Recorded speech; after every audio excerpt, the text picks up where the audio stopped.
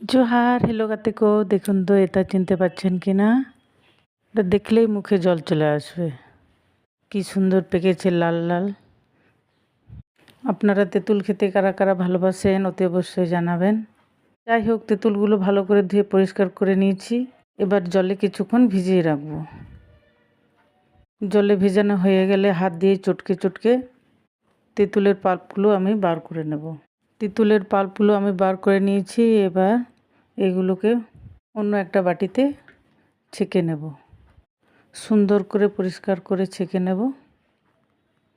তেঁতুলের সঙ্গে দেওয়ার জন্য আবার এদিকে নিয়েছি আমি গুড় নিয়েছি 500 গ্রাম। সুন্দর পরিষ্কার করে ছাঁকা হয়ে গেছে। গুড় নিয়েছি 500 গ্রাম। নিয়েছি 5 ফোড়ন শুকনো খোলায় ভেজে তুলেছি। এবার কড়াইতে সরষের তেল দিয়েছি। সরষের তেলের মধ্যে 1 চামচ জিরা আর হাফ চামচ মৌরি। তেলের মধ্যে চটপট করে ফুটতে শুরু করেছে। এবার দিয়ে দেব তেঁতুলের কাঁপ। এটা খানিকক্ষণ নাড়াচাড়া করার পর এতে স্বাদ মতো আমি লবণ দেব। লবণটাকে ভালোভাবে মিশিয়ে নেব। এতে দেব 1 চামচ ঝাল লঙ্কার গুঁড়ো।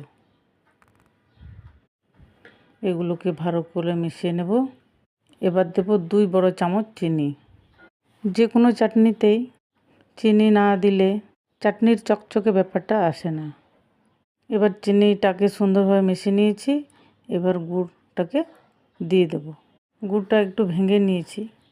এবার লো ফ্লেমে গুড়টাকে মেশাতে থাকবো আস্তে আস্তে।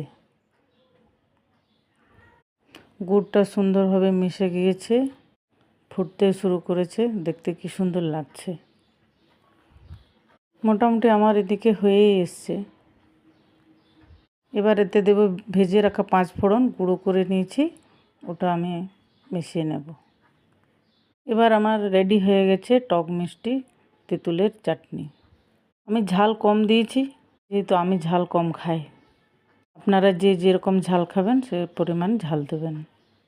বন্ধুরা, আমার রেসিপিটা কেমন লাগলো অবশ্যই লাইক সাবস্ক্রাইব করে জানাবেন।